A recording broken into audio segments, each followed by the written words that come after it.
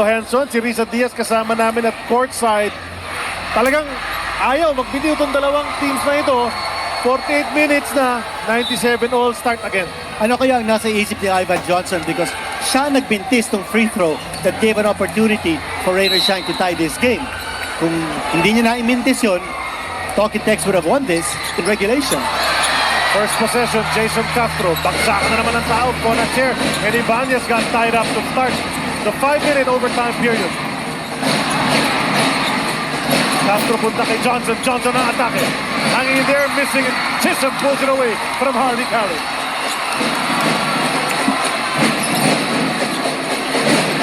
You guys talk about a classic series in the championship. This is right up there. Chris Chu's 3, hindi pa rin na may pasok. 1 out of 4 from Rainbow Country si Chris Chu. And Larry Bonacier hits the deck on the rebound play. Hard, you continue to work hard, play good defense, don't assume they will miss, make them miss. For Talking Tex, Jimmy Alabag was very much vocal. Ang sabi niya, let's play our best basketball together, stay together. Charlie. Thanks a lot, Riza. First time that Rain or Shine has led this ball game here in overtime. And what about Jerry Cruz? Kapapasok lang, he's the energy guy. Coach Yang Diao realizing marami siyang mga pagod na player and he needed someone to play tough defense. Jason Castro. Ivan Johnson with the putback. They paid it to Rain or Shine. They were down big, mostly double digits throughout that entire second half. Pero nakahabol sila to force OT. So let's see how much they have left in the tank. Stolen away, harap-harapan, Ivan Johnson. Castro. Johnson and Norwood hit the deck. And Bonacier releases from 3, no go. And Ibanez picks it up back and forth kapag umpisa ng overtime. Pauli naman ang BBD. And those are open looks once again. You know, talagang nakakagigil, you know, and it gets the crowd excited whenever anybody takes that 3, especially if it's an open 3. Especially from a guy like ito si Pauli na kanina pa pumapasok ang mga tres niya. Well, Larry Bonacier, 2 big defensive rebounds dito sa ating overtime period. So making his presence felt even if he's not getting double figures. Ranidel is quiet for some time. Goes to Harvey Carey. Pag hindi umiscore si Ranidel, namamasa din. Oh, that's correct. It's just good recognition on the part of Ronindel dahil siya yung tao ni Harvey Carey. Balik ang kalamangan sa Talking Tex. Dalawa lang yan. 101-99. 2:45 remaining. Overtime. They go to Chisholm. Not a bad place to go. The way he's been playing. Pero nagbintis siya. Jairo Ibanez getting another offensive board. Jericho the spin. Blocked upstairs by Castro, but possession stays. And Chisholm releases. That's a 3. And Chisholm hasn't lost his touch. A big 3 from the corner. And he's been hitting those threes off balance. May bantay. Castro gustong bawiin, no go. Johnson trying to fight for it, but who picks it up? Paul Lee calls a timeout in the backcourt. Johnson nagre-reklamo sa referee. Well, you know, once again, you know, Talking Tex not getting any of those defensive rebounds. If they look at this tape later on, they will look at those extra possessions that Rain or Shine has gotten towards the end of the fourth quarter and this overtime period. Naman ng semifinal series, itong Rain or Shine into the first couple of necessary adjustment, higher arc, and he's been hitting. 32 points, 27 boards. Well, he's known for his 3-point shooting. It's how you finish, sabi nga nila. Last 2 minutes here in the OT. Power up the last 2 minutes of the game with Cobra Energy Drink. Kumpa. Jericho, a rookie but in the game. Chisholm draws a foul. Bagsak si Ranidel, pati si Jairo Ibanez. And if we count the number of times that players have hit the deck, napakarami. Known for his outside shot, but he's got a major advantage sa matchup niya against Harvey Carey sa loob. Wayne Chisholm, nabuhay sa second half. When they needed that scoring, the third period into the fourth period, hirap na hirap silang ni-score. Chisholm took the cudgels. Now they're up by 3. Johnson, step back 3. What a shot! from Ivan Johnson. Step back. Whoa! So many heroes in this game. Lahat ng galing, For both nilalabas teams. na. Pabla na naman tayo. Fourth time in the ball game. 104. There's Paul the Lee. switch. Paul Lee. Pinit sa kanyang tira. There's the foul of Jericho Cruz. Oo. Merong ang foul. Look at that shot. Yeah, you know, a step back. That's a shot that you'd give him. Kasi mas ano siya, yung nakaset yung paa niya. Pero yung gano'n, na step back. Para sa dalawa.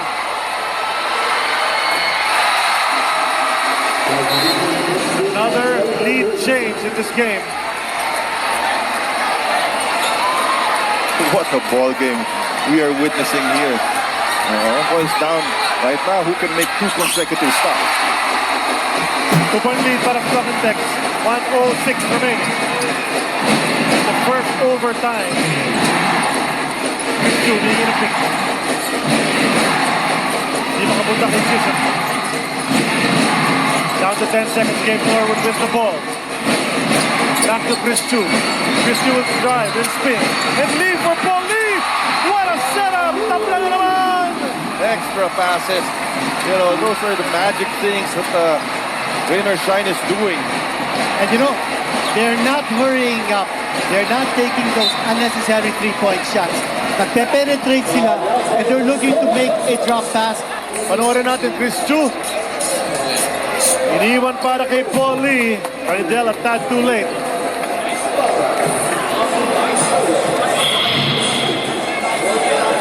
Oh yes. Because of, you know, sa lahat na nangyari, whoever wins this tonight, they have earned this championship. I may think sound this like is a a treat for cliche. the fans. It may sound like a cliche, pero sana parang ayaw mo matapos to. You know, they both deserve to win. Yeah. At sana wala nang matatalo. Ito, what a way to climax the second conference natin. No? Game 7, umabot sa Game 7. May overtime pa. Castro with the ball. Chisholm is on it. They go to Ivan Johnson. Hit a 3 over Ibanez a while ago. Ngayon, drive naman. Head defense mula kay Chisholm. Supalpal sa taas. And practically all the time remains para rito sa Rainer's Call side. a timeout. That's the right thing to do. 19.7 seconds to go. A lot of time left. Finding himself in a same situation, although with much more time as in regulation. Ito na yung Blanca dito kay Ivan Johnson. Could have been Jaire Ibanez with a block. Yeah, Jaire muna. Tapos sinigurado pa ni Chisholm. Oo. that's correct. And for Jaire Ibanez, that's a gamble on the part of Coach Yeng Giao, a small defender against Ivan Johnson.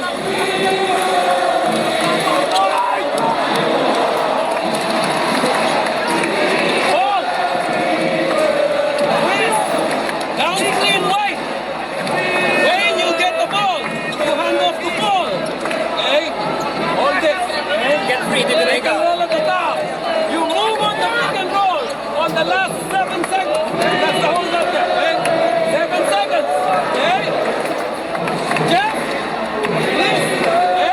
Jeff? Please. It's another. Down screener ako si Kevin. Coach na, pagkati natin si Wade. Pagkat ni Wade, saka ako atake dito. Okay, sige. Okay? Wait! Wait! Okay? Instead, once you get the switch, it's on way. You cut.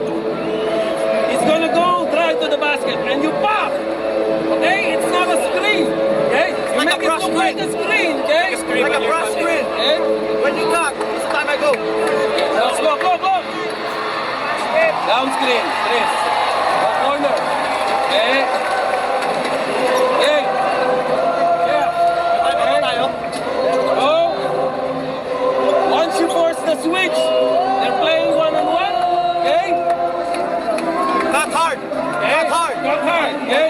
You cut hard. Okay? Ready lang ako dito, pare. At least last 5 seconds.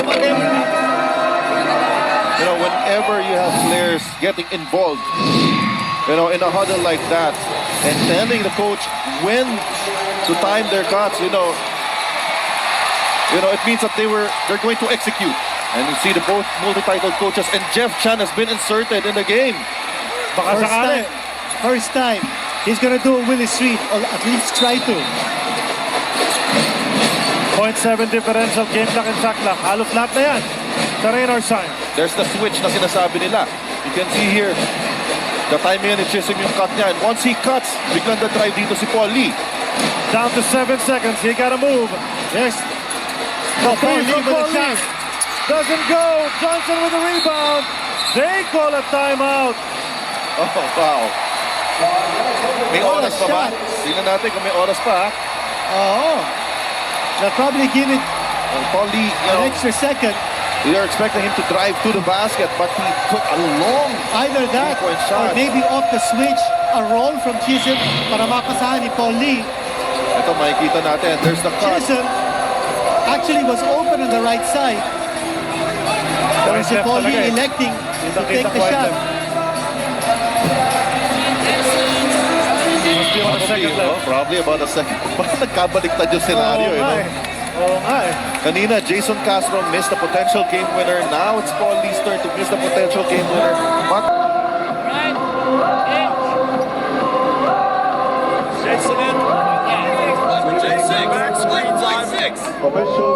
Jason, back screens Ivan. Ivan here. Ivan, you're here, Ivan. Where's Larry? Jason's here. Jason. Come on, Chase, back screen. Okay. Jason, back screen, Ivan. Set na yung oras. 1.6 seconds. That's exactly how much time was left kanina, no? 1.5 yata yung 1.5 pa?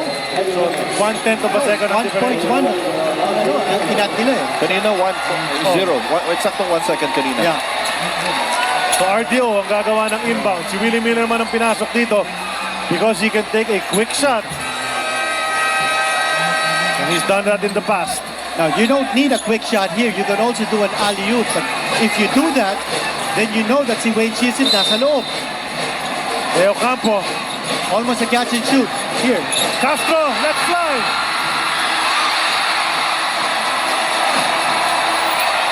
And we're gonna go into a second overtime. Kulang pa raw. Kulang pa talaga. 48, Wala itong 58. katapusan. 58 minutes ang kailangan. At least, para tapusin itong game number 7. Good luck mula kay Jason Castro. Just slightly short. But you watch it here. Nasa ilalim si Ivan Johnson. I thought they were looking for a possible alley-oop with Ivan Johnson. You look at that angle, that was practically there. 106 all. Minuto na naman ang inilagay ng ating table officials on the game clock.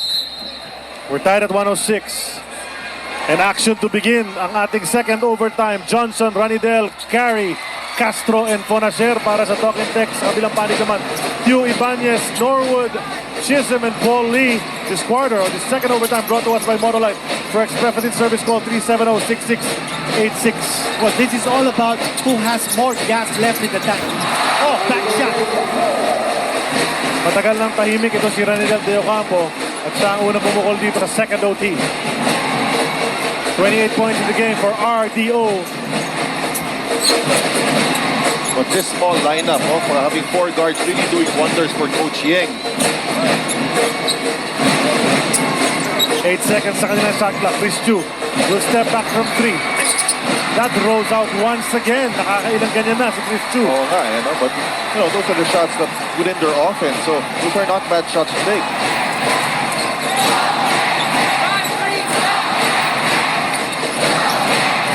A minute gone by dito sa ating double OT, second OT. Ranidel's 3. Oh! What a shot! He had to arc it kasi andun yung depensa. Wow! And Ranidel with 31 points now in this game.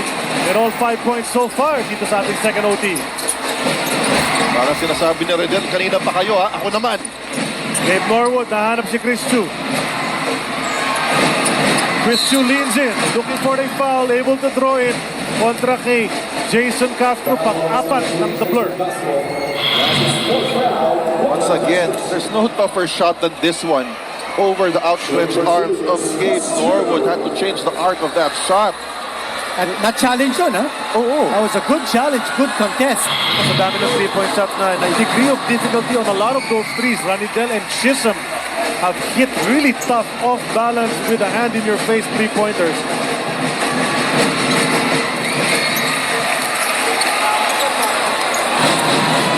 New now with 10 points in the game. Tumaas sa tatlo lamang ng talk and text. Riza Diaz, what's up? Alam mo, parang echo lang ang parehong sinabi ni Coach Yeng Giao at Coach Jongwoo Chico. The plans have been laid out. It is the team who executes better, who stays together and stay poised for the remaining of the minutes of the game. Yun ang panalo. Charlie. Oh, Ronnie Del Campo has just exploded.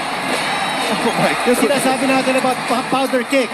Ito pala ang powder cake. Si Ronnie Del Campo with his explosion.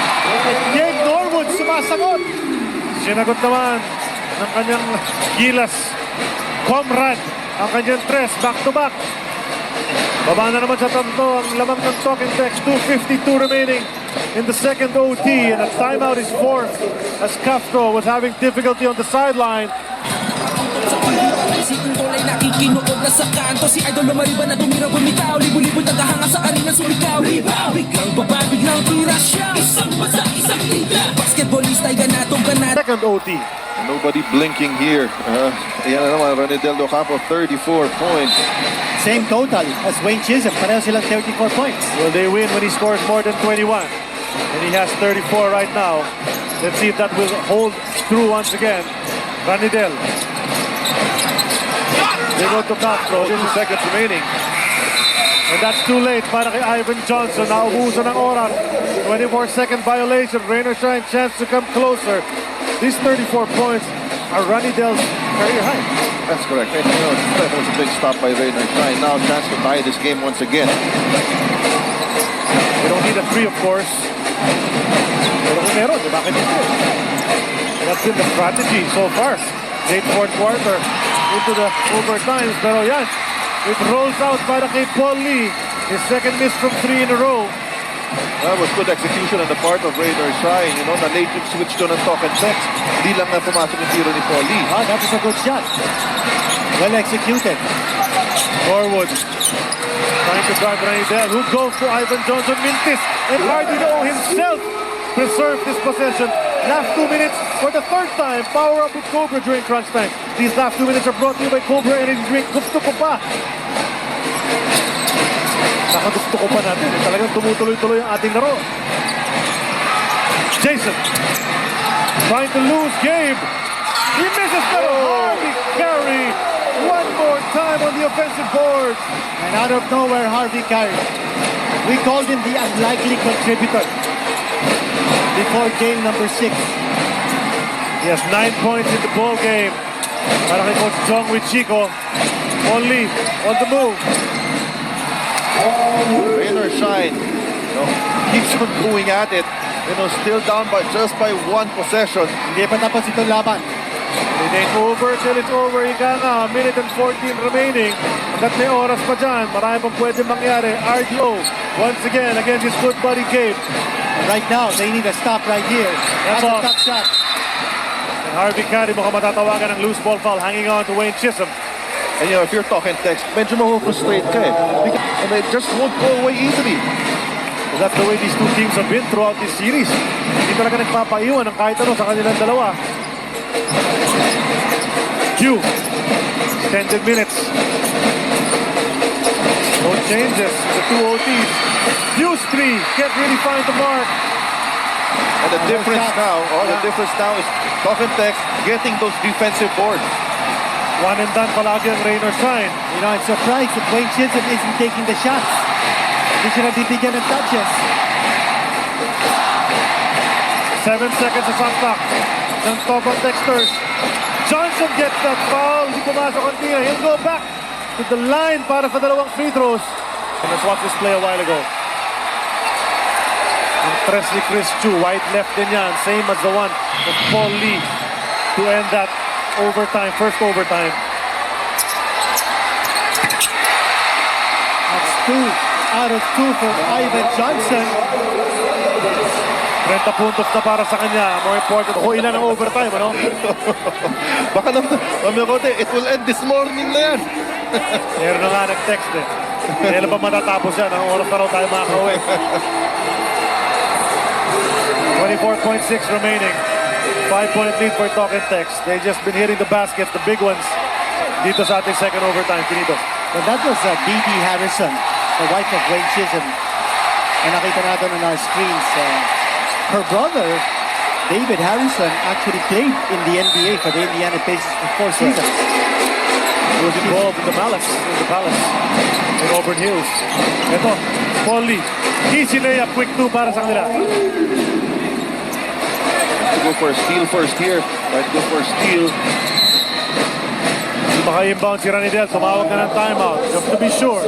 Natin. We're looking first for a 3-point shot, pero good close out there by Larry Fonasher. And forced a 2-point basket instead. Ayun naman. To force that ball hogging violation. Jason Castro, 1 rebound away from a triple-double. Jay Washington in the game, giving them more range. Muna siya napasok kay Castro ang bola. And the quick foul mula kay Chris Chu. It's a good job of Jason Castro avoiding that corner sa may half-court line because pag doon siya na-stuck with the ball, that will just trap him. Ayun, si Jason Castro naman nasa linya para sa dalawang free throws. He hasn't missed in this game, 3 out of 3. Once again, always happens. Well, for Rainer Shine, no option but to foul to stop the clock from running. This is big. Rainer Shine may isa pang timeout. Pasok ang pangalawa ni Castro. 4-point lead para sa Talk and Text. Ginamit na. That's the last timeout, but Castro gives Talk and Text a 2-possession lead. Jaime, ini sama. Chris, you're coming out of the screen. If you're good, take it. If not, ball is coming out. Okay? Of a Wayne screen. Okay? Wayne will take the quick to it to your feet. Okay? If not, we have a 3 here, or we have a 3 there. Jaime! About. Coach, pwede sa kabila. May konti pa sila. Sa kabila. Okay, kabila. Time out pa tayo. Okay. Wala na. Kabila. Okay, kabila. Okay. Sunod ako. Voting so time out. Ito first screen. Okay. Screen Chris. Jaime. Screen Chris. Chris, that's a 3. Okay. Wayne, go deep. Screen ball. Okay. From here to here to there. Okay. You can get a quick 2 or 3. But okay. Okay. There's enough time. Okay. You can pass.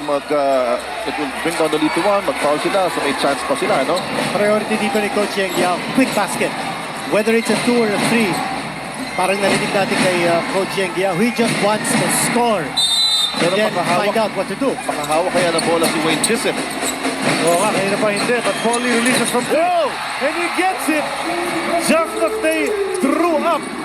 Ranidel with the ball. They'll foul him immediately. No They need to call. foul. And finally nakuha na. That's a lot of time left, 13.1 seconds. Lots of time. And Rainer Shine would just not go away of this perfectly executed play. What a play. Yeah, nice. I have to credit the screen set up by Chisholm. And you have to credit the heart of Paulie to take that shot despite missing his last 2 3-point attempts. Now, wala nang timeout ang Talking Text. So, namigay ng foul on Rainer Shine to stop the clock.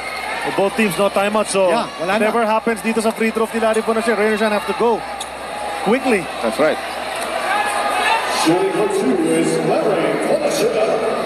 Larry Fonasher has not missed from the line in this game. 4 out of 4. The baby-faced assassin they used to call him. Pasok ang kanyang unang free throw. This second free throw will determine the type of shot Rainer Shine will be taking on their next possession. Whether it's going to be a 3-point shot or not. And there it is. It will have to be a 3-point shot. No timeout left. Jay picks it up. We gotta set up a 3 somehow. Who's gonna pop? It's Paul Lee, tipped away by Jason Castro.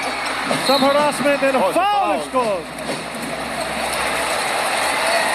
That's 2 free throws. That's right, just 2 free throws. Now that's a tactic. That's a strategy that Talking Tex could use.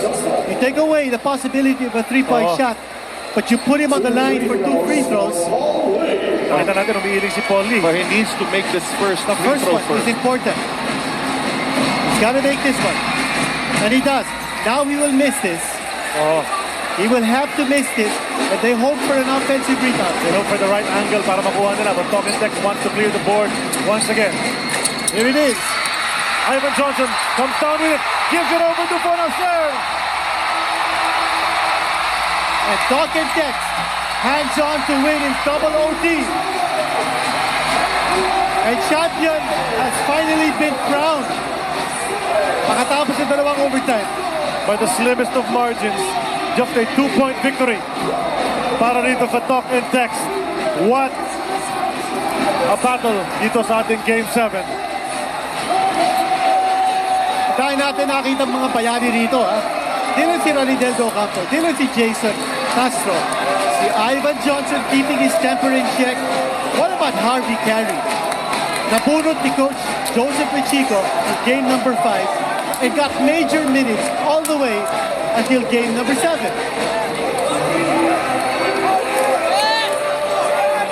Coach, assistant coach, manager Jimmy Alapag, not part of this championship team as a player, now enjoying with his players.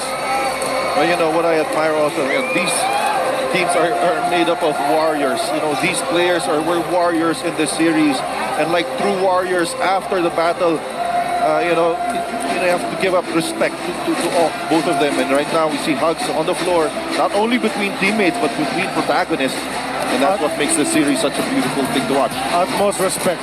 Well, malaking bagay ito for Talking Tex because ipinakita nila that they can also win championships even without the Jimmy Alapag. Jason Castro delivering 11 assists in this game versus Ivan Johnson with his children, 2 boys, and his wife.